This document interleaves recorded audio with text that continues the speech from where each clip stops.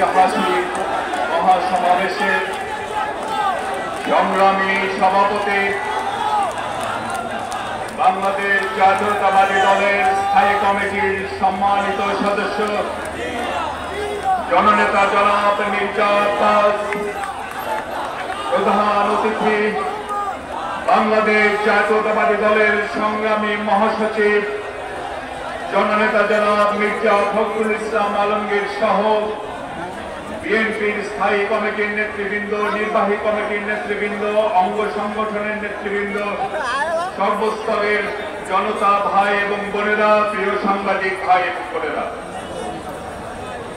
আমরা সবাই নেলসন ম্যান্ডেলার কথা শুনেছি এবং পড়েছি। চূড়াপাথর পরিবেষ্টিত রব্বেন আইল্যান্ডে সেই কারাগারে, যার জীবনের অনেক স্বর্ণালী দিন কেটে গেছে কারাগারের অন্ধকার প্রাচীরের মধ্যে, এখনো নেলসন ম্যান্ডেলা সারা পৃথিবীর কোটি কোটি প্রতিবাদী মানুষের প্রেরণার উৎস, চেতনার উৎস।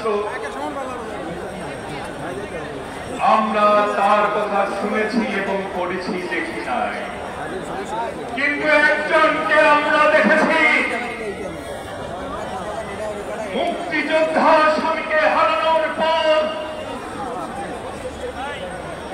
জনগণের কথা স্মরণ করে জনগণের জন্য তিনি ঘর ছেড়েছিলেন, রাজপথে বছরের পর বছর লড়াই করে সংগ্রাম করে নিজেকে জীবন্ত কিংবদন্তিতে পরিণত করেছেন। তাকে আমরা কাছ থেকে দেখেছি। তার নাম কি?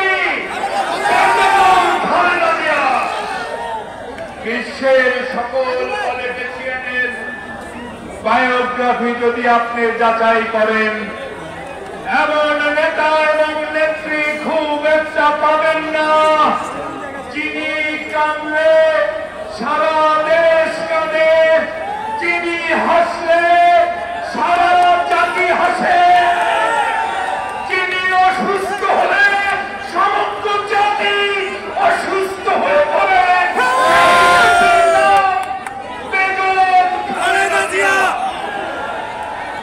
বছরের পর বছর আটকে রেখেছেন। দুর্নীতির 2 কোটি টাকার মিথ্যা মামলায় 1টা টাকাও উনি স্পর্শ করেন নাই।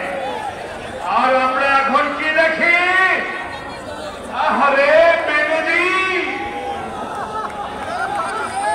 আহারে আসাদুজ্জামান, আহারে আজিজ, আর একটা কি জানো,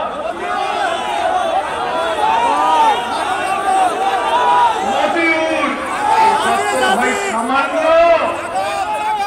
এসব তো সামান্য। শেখ হাসিনার রান্নাঘরে এরকম বহু আছে। এই সরকারকে বারবার অবৈধভাবে ক্ষমতায় বসার বিনিময়ে যারা শুধু আঙুল ফুলে কলা গাছ হননি, আঙুল ফুলে বট গাছ হয়েছে, তাদেরকে খুঁজে পান না, তাদেরকে খুঁজে পান না। আছে তারা বিদেশে যায় নাই, ওই যে শেরে বাংলা নগরের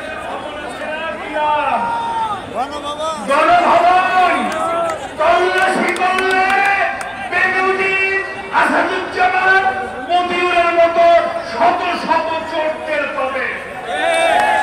ওনার বাপ বলেছিল, ওনার বাবা বলেছিলেন, লোকে পাই সোনার খনি, উনি পেয়েছেন চোরের খনি। আর ওনার মেয়ে খনি না, চোরের ফ্যাক্টরি দিয়ে বসেছে। ওনারা ধরা পড়ে না, অন্যায় ভাবে আমাদের নেত্রীকে কারাগারে রেখেছেন বছরের পর বছর।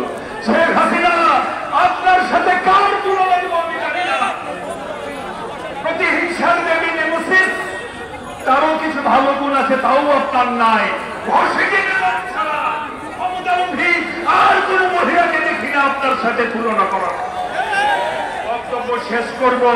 চুক্তি করেছেন, আচ্ছা আপনারাই বলেন ভাইয়েরা এবং বোনেরা, আপনাদের বাড়ির মধ্যে দিয়ে যদি অন্য বাড়ির লোক বারবার যাতায়াত করে আপনাদের কোনো নিরাপত্তা থাকবে?